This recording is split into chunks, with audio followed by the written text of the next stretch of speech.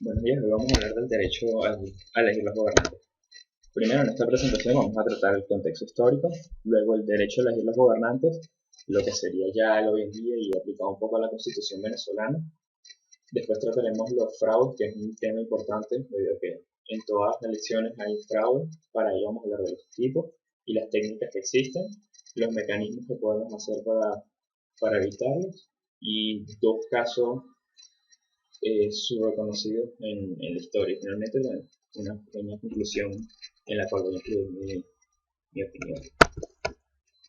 Bueno, el contexto histórico, lo que se conoce como derecho a elegir los gobernantes, prácticamente, bueno, una palabra sería democracia. ¿Dónde se desarrolla esto? Bueno, en las polis griegas, principalmente en Atenas. Ahí ellos creían que todos los seres humanos tenían el derecho a una igualdad y también el derecho a elegir quién los iba a gobernar. Entonces, siempre en Atenas se realizaban elecciones en las cuales todos los ciudadanos podían participar y podían darle una fortaleza a su voz y eran tomados en cuenta, sin importar qué clase social era, es tomado en cuenta, siempre y cuando fuera un ciudadano ateniense. Luego, más adelante, hubo varios intentos de continuar con esta idea de democracia. Primero en el Imperio Romano, que fue lo que vino después de Grecia. Bueno, aquí también ellos creían que los seres humanos eran iguales y que ellos debían crear un senado, porque mediante este senado también el pueblo iba a tener la oportunidad de expresar sus ideas o su voluntad de quién debía gobernar. ¿Cuál era el problema? Que este senado estaba principalmente compuesto por la realeza. O sea, la clase pobre en realidad no tenía ningún derecho a elegir, pero bueno, claro, ellos se lavaban las manos diciendo, no, mira, tú puedes elegir, solo los ricos, pero se puede elegir. Luego, cuando termina el Imperio Romano, más o menos en el 476 después de Cristo, llega lo que se conoce como la Edad Media y también desaparece la palabra democracia. ¿Por qué? Porque llega otros tipos de renombre, como el feudalismo. Ahí ya otra vez volvimos a un solo rey, ese rey era dueño de la tierra y tú no le elegías, como nacías te quedabas. Otra vez se perdió ese derecho. Luego, más adelante en el siglo XX, es retomado nuevamente, principalmente por la Primera Guerra Mundial. Con la Primera Guerra Mundial, o sea, ella apenas acaba, todos los países, sobre todo los europeos, empiezan a desarrollar sus constituciones, empiezan como un inicio desde cero otra vez por esta guerra con todos sus casos. Entonces, bueno, claro, gracias a ella también se incluyen los pobres, los negros, las mujeres, todos ellos empiezan a ganar como más participación en la sociedad y también se les da el derecho a elegir, así como era antes solo para los ricos, o claro, también puede ser que no había. Bueno, ahora el derecho a elegir los gobernantes aplicado más hoy en día, un concepto general sería que el derecho a elegir es la voluntad que tiene cada individuo o la razón para elegir la persona que él cree más capaz para desarrollar el- la gerencia del país donde vive. Bueno, esto es expresado en el artículo 62 de nuestra Constitución, la cual dice: todos los ciudadanos y ciudadanas tienen el derecho a participar libremente en los asuntos públicos, directamente o por medio de sus representantes elegidos o elegidas. La participación del pueblo en la formación, ejecución y control de la gestión pública es el medio necesario para lograr el protagonismo que garantice su completo desarrollo, tanto individual como colectivo. Es obligación del Estado y deber de la sociedad facilitar la generación de las condiciones más favorables para su práctica. Bueno, como pueden ver aquí subrayé la primera frase, que es: todos los ciudadanos y ciudadanas tienen el derecho a participar libremente en asuntos políticos. ¿Quiere decir esto?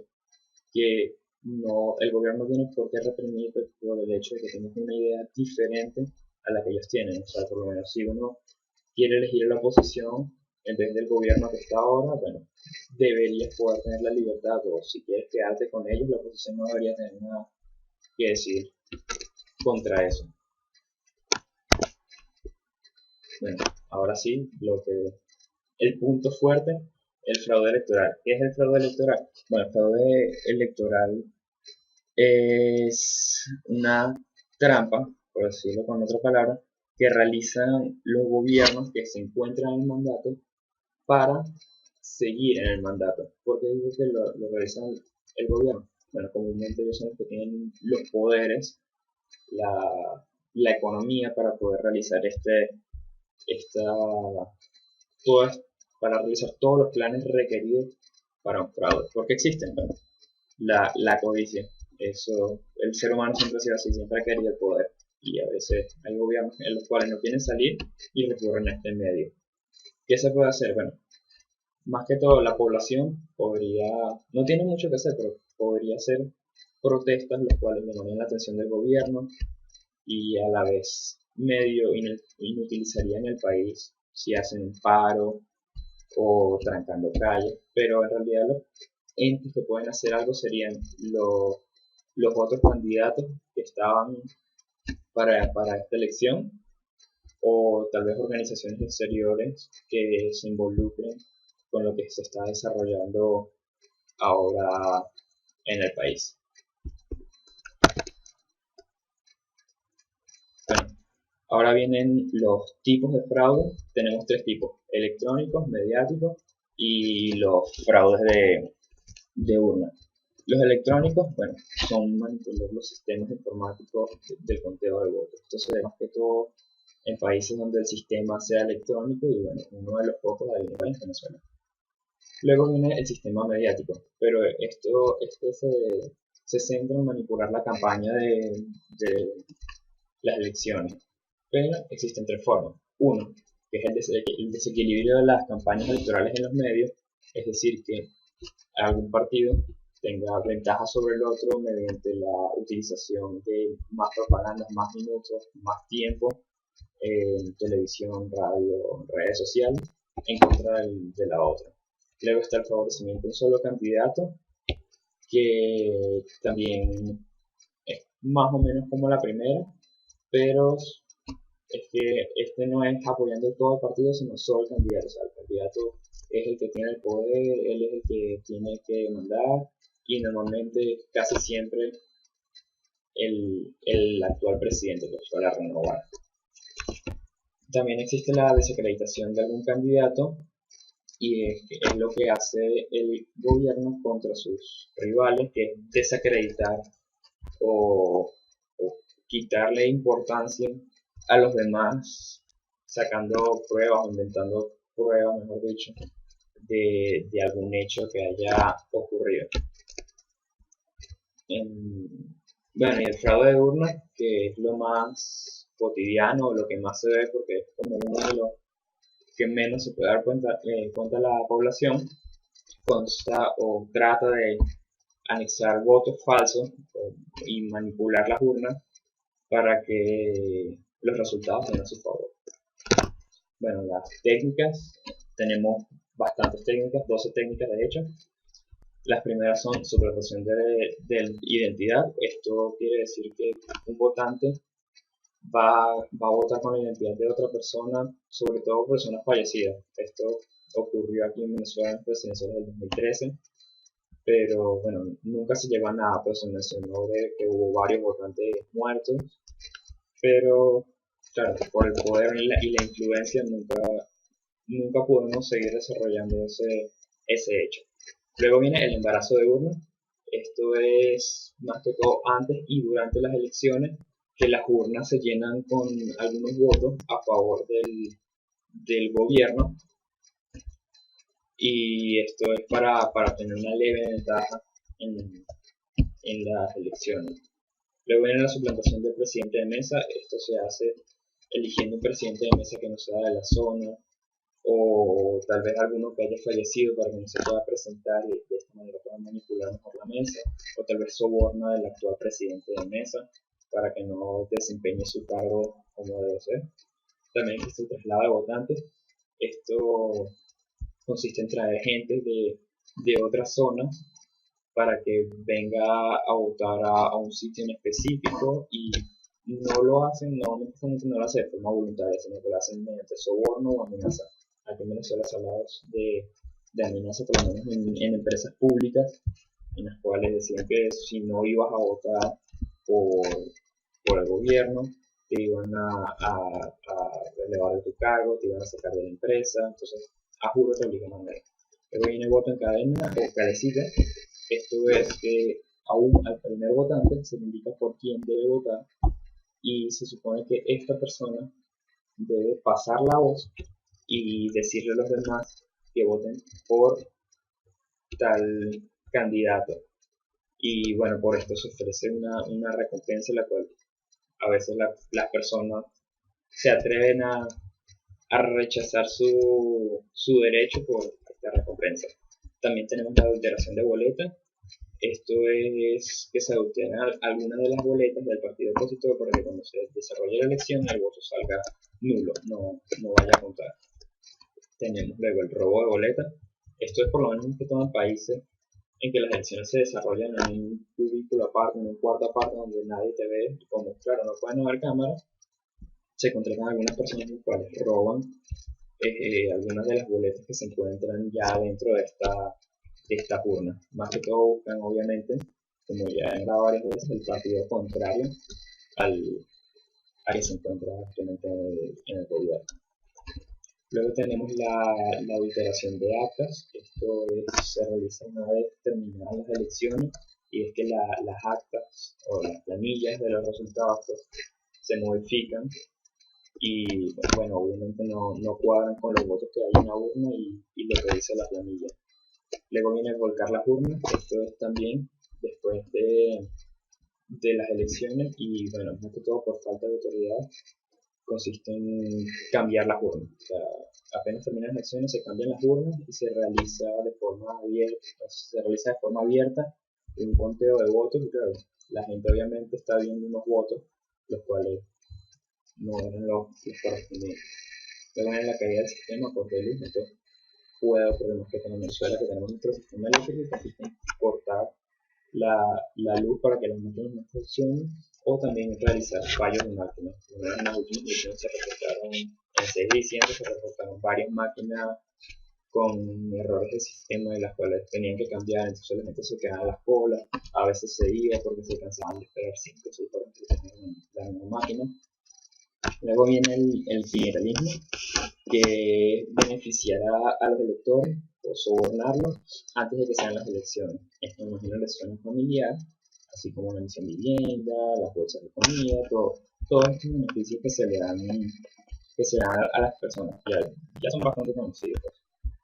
Luego viene la coacción o presión, y esto ya es como el tope de la cadena, lo último, lo más grande que puedes hacer y es ya amenazar al elector para que el voto sea el que tú quieres. O sea, ya es una forma más descarada de acomodar las elecciones. Aquí tenemos una caricatura que vemos también lo que sería el fraude electoral, como cuando está la señora depositando su voto y al lado hay alguien, posiblemente el presidente de mesa por lo bien vestido que está y todo, que a la vez que la señora deposita el voto, él también introduce un voto y bueno, podemos suponer que el voto es un voto a favor del gobierno para contrarrestar ese que él está metiendo o subdoblarlo, pues, ¿de acuerdo? Ahora, ¿qué podemos hacer contra ello? Bueno, el mecanismo para evitarlo primero está muy transparente. Esto consiste en hacer unas urnas de plexiglas o de vidrio para que todo el mundo pueda ver qué cantidad de votos hay, hasta dónde se llenó, si se introduce un voto de más, si no, y bueno, es una manera bastante simple pero a la vez segura y nos da como esa confianza extra. Luego vienen los listados electorales, y que se crea una lista de votantes para que en esa mesa solo puedan votar esas personas las cuales se han indicado antes de las elecciones y de esta manera no pueda recibir electores de otra zona. Luego vienen las credenciales electorales, esto ya es mucho más desarrollado y consiste en tener como una cédula, por así decirlo, una tarjeta de crédito que te da la autoridad de votar. O sea, cada persona tiene una de esas como tu huella digital y solo tú puedes votar con esa tarjeta. Entonces es una manera muy segura, pero la verdad que es algo costosa para realizar. Luego viene el Machine Constituent Leer, esto lo hacen aquí en Venezuela, que se supone que es seguro porque bueno, se demuestra que tú ya que tú ya ejerciste tu derecho al voto manchándote el dedo con una tinta. Pero bueno, esta tinta, por lo menos el lápiz, a veces cae fácil también. Luego viene la selección aleatoria, que es elegir los presidentes de mesa el mismo día de las elecciones y así, o sea, en una forma de sorteo y así no puedes decir que se compró antes o algo por el estilo. Y finalmente tenemos el control de auditoría, que es que se controlan algunas de las urnas después de las elecciones para poder confirmar los resultados entre la máquina y lo que dicen las urnas en sí, o sea, entre las planillas y las urnas, y para ver que todo coincida. Bueno, dos casos súper conocidos. Uno es el Reichstagsbrand, que es el incendio del Parlamento alemán y que supuestamente fue un accidente, el cual no fue. Bueno, ¿cómo comenzó todo esto? Primero, el 28 de febrero de 1933, ya Hitler había sido elegido Reichskanzler, canciller.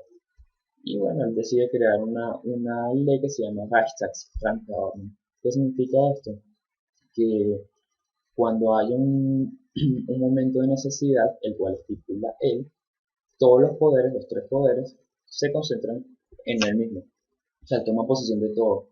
Al él decir, mira, esto es una situación de emergencia, yo voy a tomar todos los poderes, prácticamente está anulando el parlamento y todo. Entonces, bueno, viene esto, después más o menos al mes, obviamente, el 23 de marzo, se quema el parlamento y, bueno, varias fuentes dicen que en realidad está confirmado pues, que fue incendiado por alguien, por una persona mandada por Hitler, pero Hitler dijo en los medios ese día que no, que fue un negro gay judío, para mejor, ¿no? Y que esto no tenía tolerancia, así que él tenía que activar el Reichstagsbrandverordnung, esta ley, y todos los poderes empezaron a concentrar en él. Entonces, claro, ya ahí empieza como, claro, ya ahí se están viendo las elecciones muy lejos. Entonces luego viene la amenaza acercándose las elecciones del Parlamento, empieza la SS, que es la policía secreta alemana para la época de Hitler, empieza a amenazar a todos los partidos que vayan contra Hitler. Entonces no los dejan pasar o asesinan a alguno en la calle, algunos de los diputados en la calle. Y claro, esto genera miedo, entonces se reducen todos los partidos y la NSDAP, NSDAP, que es el partido de Hitler, obviamente queda con la mayoría en el parlamento y bueno, todo lo que quiera Hitler ya se desarrolla. O sea, ya en estas elecciones van a elegir el presidente del parlamento, obviamente va a ser uno de la NSDAP y ya todo empieza a quedar a favor de él, ya se empiezan a manipular. Bueno, otro caso conocido son las elecciones en Ucrania de 2004, el 21 de mayo de 2004. Estas elecciones se conocen por haber sido fraudulentas y eran entre los candidatos Viktor Yushchenko y Viktor Yanukovych. Ellos, bueno, se supone que Viktor Yanukovych, perdón, supuestamente había ganado las elecciones, pero todo el mundo decía que eso era imposible, ya que según las encuestas él nunca había sido el favorito ni nada. Entonces, claro, se desarrolló algo que se llamaba la revolución, se desarrolló la revolución naranja, que consistía en protestas, en que el pueblo empezó a protestar porque estos no eran los resultados reales y todo. Entonces, ya varias organizaciones del extranjero tomaron cartas en el asunto y también el mismo país, y el 26 de diciembre de 2004 decidieron llamar a nuevas elecciones.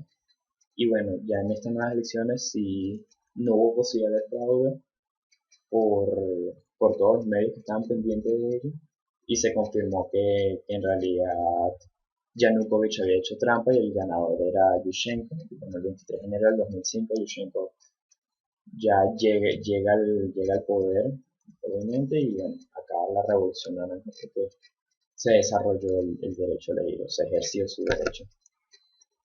Bueno, la conclusión para mí en realidad es, dile no al fraude electoral, todos tenemos derecho a elegir, no importa si eres mujer, negro, gay, no importa quién sea, bueno, solo si eres niño, pero en realidad ejerce tu derecho al voto, o sea, no te dejes intimidar, no te dejes engañar, porque eso después te puede afectar a futuro. Tal vez no lo hagas ahorita, pero en un futuro próximo te puede afectar no solo a ti, las generaciones que, que te siguen. Y bueno, esto fue todo. Aquí tienen las bibliografías, estas son las páginas donde conseguir la información, aparte de los conocimientos que tenía ya de las materias que tomábamos en el colegio, como historia universal, historia de Venezuela. Espero que les haya gustado y hasta la próxima.